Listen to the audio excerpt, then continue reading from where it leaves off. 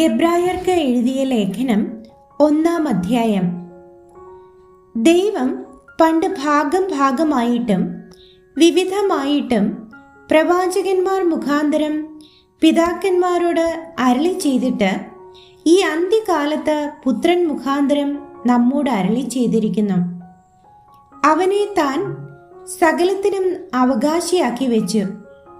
അവൻ മുഖാന്തരം ലോകത്തെയും ഉണ്ടാക്കി.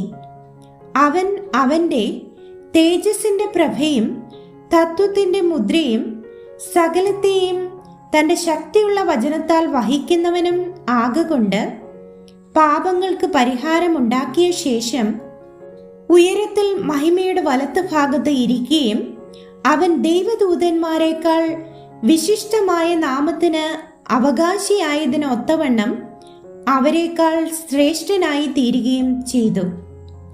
നീ എൻ്റെ പുത്രൻ, ഞാൻ ഇന്ന് നിന്നെ ജനിപ്പിച്ചിരിക്കുന്നു എന്നും ഞാൻ അവന് പിതാവും അവൻ എനിക്ക് പുത്രനും ആയിരിക്കും എന്നും ദൂതന്മാരിൽ ആരോടെങ്കിലും വല്ലപ്പോഴും അരുളി ചെയ്തിട്ടുണ്ടോ?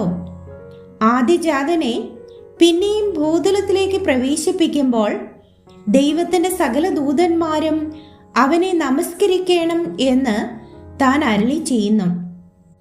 അവൻ കാറ്റുകളെ തൻ്റെ ദൂതന്മാരും അഗ്നിജ്വാലയെ തൻ്റെ ശുശ്രൂഷകന്മാരും ആക്കുന്നു എന്ന് ദൂതന്മാരെ കുറിച്ച് പറയുന്നു.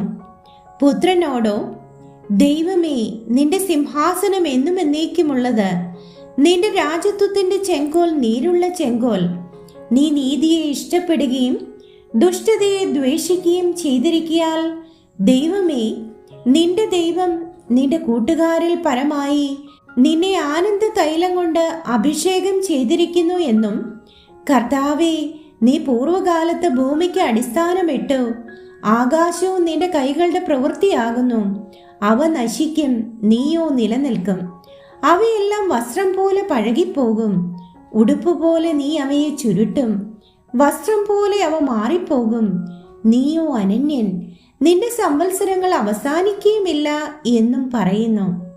ഞാൻ നിന്റെ ശത്രുക്കളെ നിനക്ക് പാദപീഠമാക്കുവോളം നീ എൻ്റെ വലത്ത് ഭാഗത്തിരിക്കുക എന്ന് ദൂതന്മാരിൽ ആരോടെങ്കിലും വല്ലപ്പോഴും അരുളി ചെയ്തിട്ടുണ്ടോ?